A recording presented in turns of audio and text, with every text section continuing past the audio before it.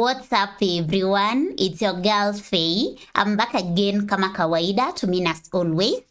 So I'm here with the much suggested video. I listened to an official video of this song T.R.O.Y, they Reminisce Over You, and I didn't understand it, like I didn't connect with the message. So most of you suggested that I need to watch the official video version because it explains the story, and in the comment section I got to understand the song, and I could deeply relate with the message. So the song is They Reminisce Over You by T.R.O.Y and CL Smooth, and I'd love to read some of the comments that were shared in my previous reaction, then get into today's official video reaction.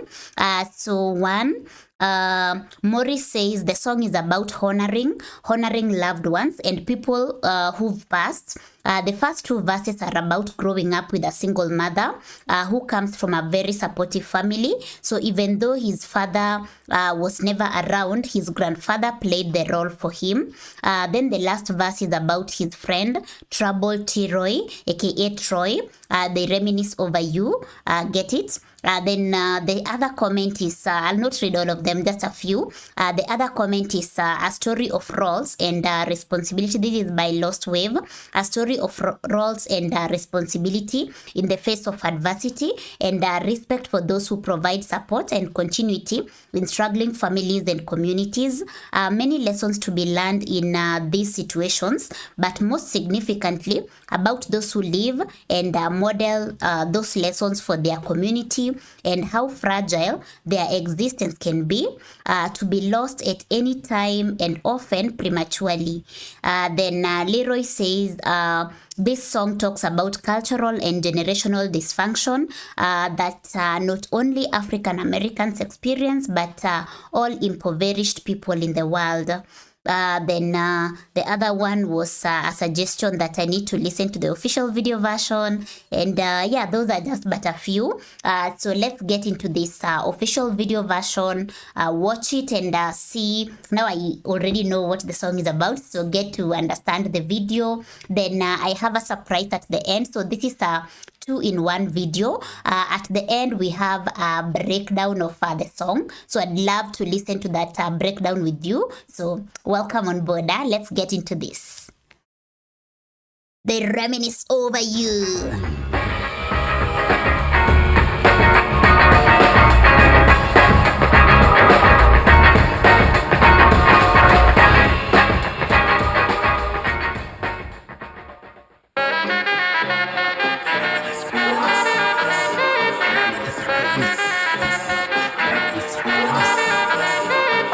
I reminisce.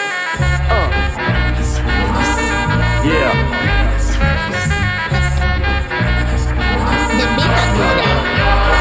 I reminisce for a spell, or shall I say think back 22 years ago to keep it on track. The birth of a child on the 8th of October, a toast, but my granddaddy came sober. Count all the fingers and the toes, now I suppose you hope the little black boy grows. 18 years younger than my mama, but I really got beatings cause the girl loved drama. In single parenthood, there I stood. By the time she was 21, had another one. This one's a girl, let's name her Pam. Same father as the first, but you don't give a damn. Irresponsible, plain not thinking. Papa said chill, but the brother keep winking. Still he won't down, you would tear out your hide. On your side while the baby make a slide. But mama got wise to the game. The youngest of 5 kids, hun, here it is.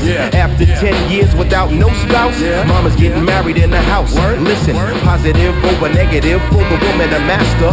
Mother Queen's rise in the chapter. Deja vu, tell you what I'm gonna do when they reminisce over you, my God.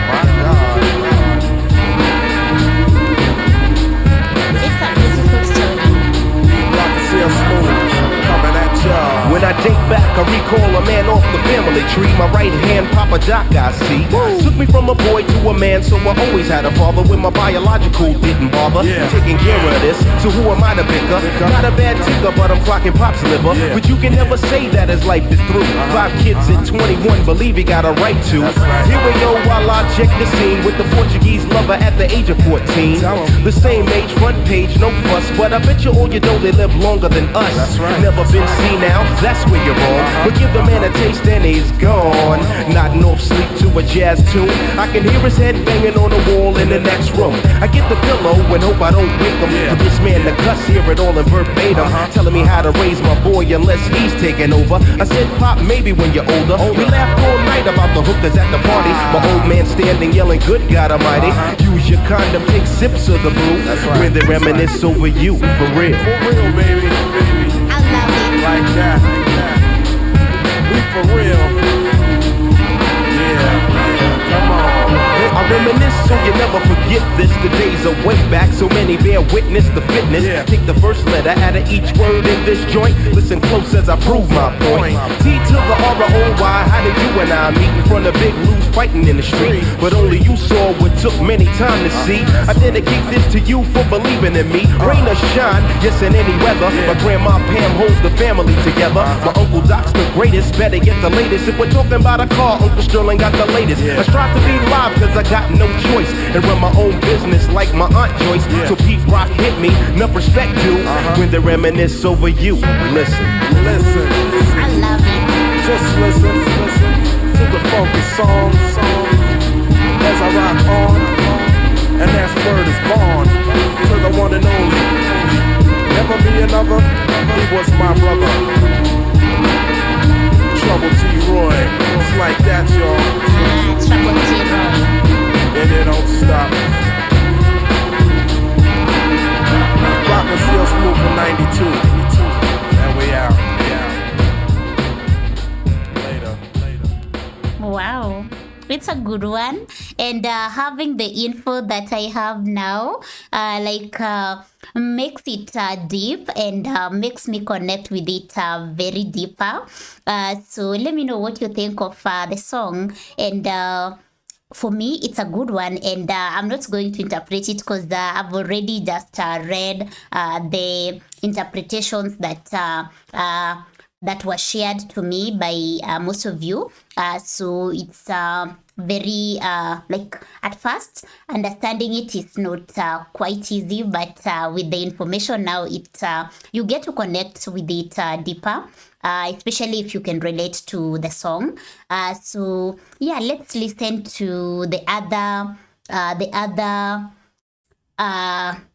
breakdown, and then I'll give my comments at the end. So let's go straight to that. Then I'll comment later. Okay. I'm flip around and bounce around a little bit because I heard you say something, and when I met Hev, I didn't know the word to describe Hev, but I think you called him the heart of the crew. Yeah, Heavy D to be clear. Heavy D. I'm sorry. You. That's right. And I believe you described him as a don.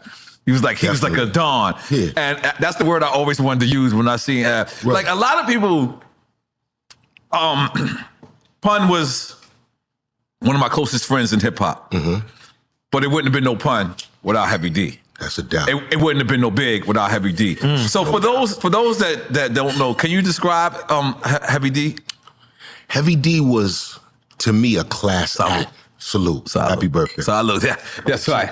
My birthday all week. Yeah. We talking about a class act. We talking about somebody who was almost 300 pounds. Right. He knows how to dress immaculately. Right.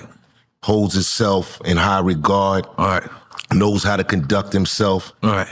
And everybody on the planet's mama love Heavy D. Right. You know what I mean? You know what's crazy? Before Heavy D, I didn't see like obese people be proud to be obese or even like hold it like that. Oh, the fat boys.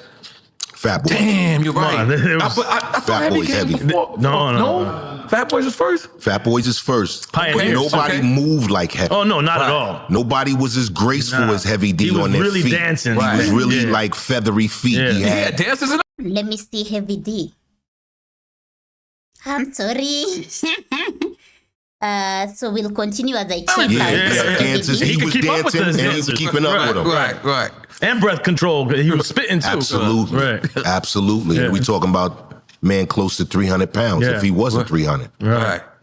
And I just want to describe that era in hip hop because I feel like, I believe we discussed this the other day. I feel like that 88, early 90, 91 era, and 1998 is like one of the greatest years of hip hop. And you played in both. You had, I think your album dropped in 91, and I believe you came back out in 98 with Running Them. Right. So is that the golden years of hip hop for you as well? I think it was. Anytime you can get into a genre of music and be a part of it and have something to contribute to it. Right. Like my first song was Johnny Gill, Rub You the Right Way. Wow. The remix. That was your first song? That was my first song. That was the first official remix of hip hop being on a record, remixed on the radio. I was the first. I'm not gonna lie. Comment the song below because I want to listen to it, but I didn't get it. You might have the #1 most requested song or hip hop song of all life. If I'm at a barbecue and they Reminisce Over You doesn't come on, I leave the barbecue. That's going to It's be such me. an important song. It's like Not just in hip hop. I love think it. you know what? I limited to hip hop. But for hip hop, it is the song. Yeah. I think at a time I wanted to contribute something that was authentic. That wasn't an image that I'm trying to project. Right. But I wanted to give them an inside, close feel to what the plight of a black family is like with nothing on it. Right. But a anthem. But a song that a lot of people thought wasn't real, but every part of the song is real. When these artists say I live my music, I definitely live all of my music. Right. It's nothing fake about my music. It's all paying homage to the people who are not stars, but they're stars to me because they allow me to have a life and a career. And that came across in the love music, that. for sure. And you know what's crazy? That record is so familiar, right? That like young kids know it, old kids know, but a lot of Where have I been? But thanks to thanks to Africa Reacts, I get to listen to songs that I would otherwise never have listened to them. So, and like this one is really deep and connecting. I love it. a lot of people don't actually get that you're paying tribute to your man Troy. Right. Like this morning, we was playing it, and then I go to the director Ross, and I go, you know what this is about? And he looked at me, and I was like, you know what it stands for, right? Troy. Right. They Reminisce Over You. Right. And I you know, he's younger. He's the director. Right. So I felt like I was like discovering, like he was like, what? He didn't know. So that's how famous the record is, that people could hear it. And like, did you know this record will, because for lack of a better term, that shit is gonna outlive you. Yeah. It's gonna be here even when you were not around. Did you know there's gonna be a classic record like that? I didn't know, but I knew I was writing something special because I haven't heard it from nobody. You know when you write something special, right? And you know you didn't hear it anywhere else? Right. So you know you tapped into something. Right. You just don't know what it's going to do because Right. you can't foresee. Right. But you know that you tapped into something that no other artist is doing right now. Right. It can come close. Right. Dear Mama's close. Right. But it ain't Dear Mama. Damn. Yeah. I never looked at it I've like that. listened And to you were Dear 18 Mama. when you made this record, Like right? 21. 21? Yeah, like 21. You motherfuckers making this crash ass music as 21. Do you listen to Reminisce Over You? This shit lasted for 3 decades. And going. it's gonna last more. You ain't got no excuse, you little 21 trash hero rappers. You ain't got no excuse. He just said it. I said it for him. Yeah, all right, my bad. We were listening to different music, Nori. We were listening to crates and crates of old music, man, that was educating us to force us to put out different music. Right. You got to understand what was out there. Right. Big Daddy Kane, Wow. Cool G Rap, Wow. Heavy D, Public Enemy. Wow. You have all these groups. What do you have to contribute to all of this? And to me, we're not really the golden era to me. I feel like the golden era was a little bit before. The late Rakim, you saying the The Rakim? Rakim, Okay. the 80s, when I was in high school. No, I'm not letting you get away with that. You part of the golden era too, Yeah. motherfucker. Yeah, I feel late 80s, early 90s. I ain't letting you get out of there. Yeah. Nah. What makes you a great artist is being a fan too. Right. It's Absolutely. understanding. That's dope. It's I love like that. it's like you're Floyd, but you don't recognize Muhammad Ali. Right. You got to recognize a Muhammad Ali to be a Floyd. Right. To be something in this game, you have to be sparked by something. Right. So with all that originality, did they know they were original? Like nobody was copying nobody's slang, nobody's music. Right. They had the same producer and they ain't sound the same. Right. Yeah, good point. How does that work? Good point. And this is the thing though, late 80s is definitely the golden era, but I think what you guys did with this record and the whole project is you allowed the golden era to extend into the 90s. But we would that. know if Big Daddy Kane didn't help me with my name, and Heavy D didn't help me with C.O. Smooth name and being around and being able to talk to them. They were accessible where you couldn't catch them at. But if you was with Hev gravitated every type of artist to his house. So he was a conduit to a lot. He was the godfather. He was the godfather of what we were doing. It's just that we were all young. We didn't recognize how it was formulating. But Hev was beyond his years in being an artist and teaching you how to dress and talk and articulate and conduct yourself because you wanted what he had. What life would have been like had Hev kind of signed, like y'all all been signed to Hev? What would life would have been like? Because that's what I think he was like. We would have been rich a lot quicker. I like that. We would have been rich a lot quicker. It would have been more catalog to pick from because now you have all this wide open space of creativity. And he was a creator. He was a super creator, the songwriter, a rap artist, a director. Wow.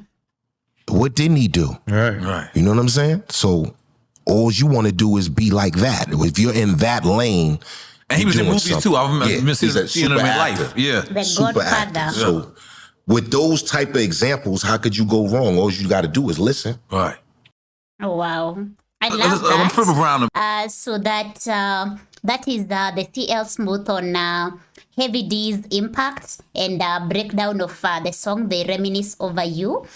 So yeah, for sure, Heavy D was, or rather had a huge impact in the rap, hip-hop industry as explained by CL Smooth. So yeah, it's a very good song and I'm here like, okay. I know there are still so many songs out there that will leave me like the same way this one has left me. And the good thing about this song is the fact that it's relatable. And I feel like it's global. Like it gets to show how like building a community or rather the impact of a community in touching people's lives.